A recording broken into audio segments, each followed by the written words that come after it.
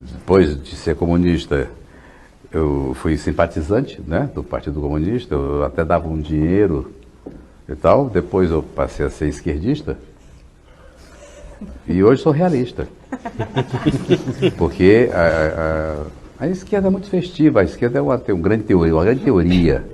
Todos nós éramos comunistas, esquerdistas, então todo mundo tinha que ter muitos filhos para povoar o Brasil, para... Né?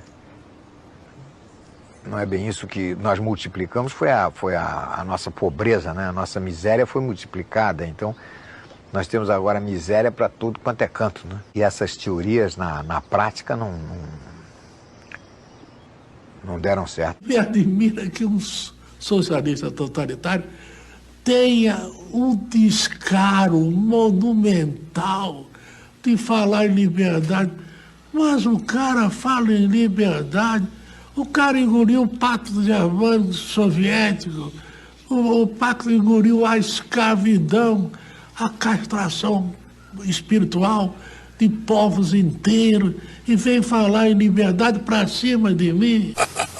O único país do mundo que se leva comunismo a sério é o Brasil. E é tudo bafo de boca. O primeiro tiro sai todo mundo correndo.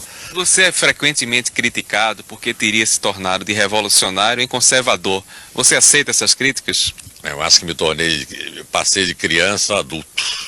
Eu tinha, assim, uma espécie de socialismo romântico, que é uma espécie de gonorreia juvenil que dá em todo mundo. O problema é a gente se curar a tempo pelo confronto com a realidade. Eu me curei a tempo. Doutor Ernesto, qual é o seu ideário? Quer dizer, o senhor é comunista, o senhor é socialista? Não, senhor, deixe-me dizer de forma clara para o senhor. Durante a juventude, né, egresso de família humilde e tendo tido contato com a filosofia marxista, eu fui um entusiasta dela. E do ponto de vista teórico, eu vou dizer para o senhor, eu nunca vi nada mais belo. Uma sociedade onde não houvesse patrões empregados. Uma sociedade onde não existisse a herança. Onde as oportunidades das minhas filhas, as mesmas do filho do motorista. Mas, infelizmente, do ponto de vista prático, isso fracassou. Qualquer pessoa lúcida que observe o quadro político no planeta sabe que, infelizmente, por alguma razão que eu não sei caracterizar, por alguma razão íncita ao ser humano, isso não deu certo. Então eu vou defender, em chegando ao poder, a propriedade privada dos bens de produção. Então é regime capitalista. Escuta, deixa eu responder. Deixa eu responder. Então o problema não é esse. O problema é exatamente o contrário. Eu conheço gente, está compreendendo?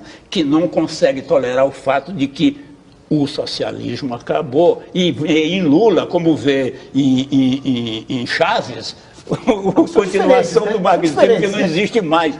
Que não existe mais, talvez é tudo a mesma coisa. Até a diferença é pequena. É tudo uma mentira, uma ilusão que escamoteia, que usa a esquerda de uma maneira equivocada. Você acha que acabou mesmo? Que acabou, cara, não tem dúvida. Você acha que vai nascer na Venezuela? Não, você acha que essa nossa campanha acaba no mundo inteiro. Até a China vira... Não, peraí. Que é a carta do Carlos A. Júnior. O senhor já foi comunista. Que acontecimento serviu para precipitar aquele estalo e fazer com que o senhor chegasse à conclusão que o comunismo não era a saída? Muito bem. Essa é uma história muito complicada, mas o primeiro sinal de que aquilo não prestava, eu obtive já praticamente no primeiro mês, né, de participação no Partido Comunista. Note bem que dentro do partido eu era peixe pequeno, eu era o que eles chamavam tarefeiro. Tarefeiro é o sujeito que só obedece ordem e não discute. Né? Mas acontece que o próprio sujeito que me cooptou para entrar no partido, o sujeito me cooptou, nós entramos, havia uma base comunista ali na Folha de São Paulo, nós tínhamos nossas reuniões, nossa atividade, mas logo em seguida aparece um sujeito muito sinistro do comitê estadual, dizendo o seguinte, olha, o companheiro fulano de tal, ele arrumou uma amante que nós temos razões para suspeitar que seja agente do DOPS. Então, nós temos que isolá-lo durante algum tempo, enquanto nós investigamos esse negócio. E simplesmente delegou 3 voluntários, entre os quais este que vos fala, para localizar um lugar onde depositar o sujeito. Em suma, era quase um cárcere privado, entendeu? E, naturalmente, nós fomos, não fui eu que achei, mas um dos três acabou achando um barraco numa favela, que eu lembro que você andava até o zoológico de São Paulo, depois andava mais outro tanto e mais outro tanto. É um lugar que eu nunca mais conseguiria achar. E depositamos o sujeito lá, e de vez em quando íamos lá levar cigarro para o sujeito. Eu sei que passou um tempo, né, daí eu fui desligado dessa missão e esqueci o assunto. Daí estou eu um dia lá, nessa época eu trabalhava no jornal Notícias Populares, que é jornal sangrento, que pertencia à Folha de São Paulo. E estou eu lá sentadinho e escuto dois companheiros do partido, um dizendo para o outro assim: sabe quem estava aí na portaria? Aquele filho da puta do fulano de tal, que era justamente aquele que me havia convidado para entrar no partido. Nós não deixamos nem entrar no edifício.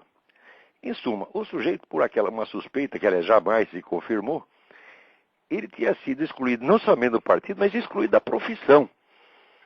Passa mais um tempo, estou eu lá tomando um cafezinho num bar na frente da Folha de São Paulo, e entra o sujeito magro, barbudo, esfarrapado, um verdadeiro mendigo. E vem falar comigo. E eu, como bom militante, leal ao partido, virei as costas. O cara não quis nem conversar com ele.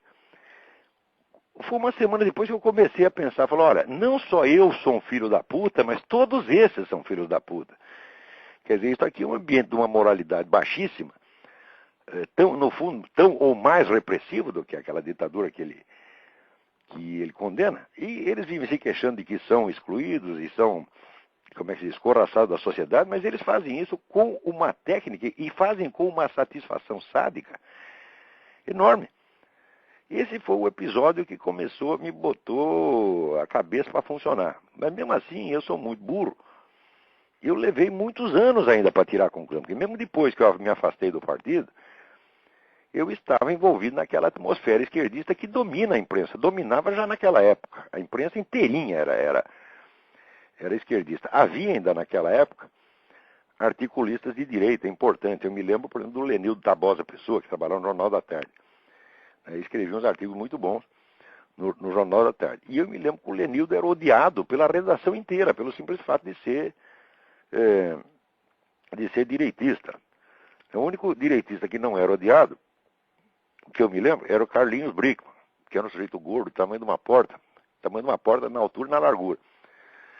E que era um sujeito tão simpático que ninguém conseguia ficar com raiva dele. Então o perdoavam por ser direitista e até malufista, parece que se dizia. Mas, em geral, a atitude das redações contra pessoas conservadoras era extremamente hostil. Isto já no tempo da ditadura, tá certo? Então a gente, envolvido nessa atmosfera de esquerdismo geral, ainda levei muitos anos para chegar às conclusões. Acho que foi só uns 5 ou 6 anos depois desse episódio que eu decidi que estava na hora de começar a ler livros direitistas, porque até então eu tinha me intoxicado do manual de marxismo-leninismo da Academia de Ciências da União Soviética, das obras do Caio Prado Júnior, né, das obras do Georg Lukács, e havia 2 autores de muito sucesso na nova esquerda, na época, que eram o Paul Baran e Paul Sweezy, os dois. Enfim, tinha uma infinidade de livros comunistas. As obras de Lenin eu li um bocado nesse período. Ou seja, tinha passado 7 anos me intoxicando de comunismo, e daí me deu o estalo. Falei, pô, mas por que eu não leio os caras do outro lado também? Daí que eu comecei a ler alguns pensadores conservadores na medida em que os encontrava. Porque você veja, esse pensamento conservador, ele é tão excluído no Brasil que você tem dificuldade até de saber quais são os autores. Quando se publicou, 3 ou 4 anos atrás, esse famoso Dicionário Crítico do Pensamento da Direita, feito por 106 professores, pagos a peso de ouro pelo governo brasileiro, o que eles fazem? Todos os autores importantes do mundo conservador estavam excluídos. Então, existe uma barreira, você nem tem acesso a isso, você não chega a saber. Então, eu, com muita dificuldade, fui encontrando um autor ou outro. Você veja, a burrice imperante e que se impregnou na minha pessoa era tão grande que eu levei...